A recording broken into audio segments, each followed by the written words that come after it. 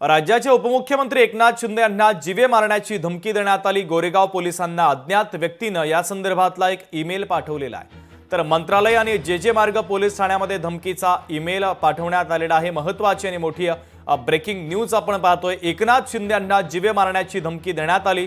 गोरेगाव पोलिसांना अज्ञात व्यक्तीने ईमेल केलेला आहे। तर या संदर्भातला तपास आता पोलिसांच्या माध्यमातून सुरू करण्यात आलेला आहे।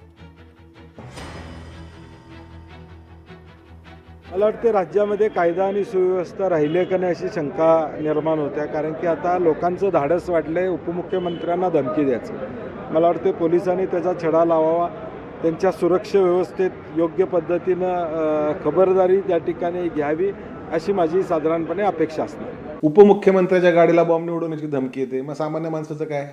तिथे तो माजी मंत्री माजी आमदारचा दिवसा ढवळ्या खून होतो त्याच्या कार्यालयाच्या बाहेर, तिथे पण लोक घाबरतात। म्हणजे हे जर लोकप्रतिनिधीच्या बाबतीमध्ये होत असेल तर सामान्य नागरिक असेल, सामान्य व्यापारी असेल, सामान्य उद्योगपती असेल, हा पण भयभीतच झालाय ना।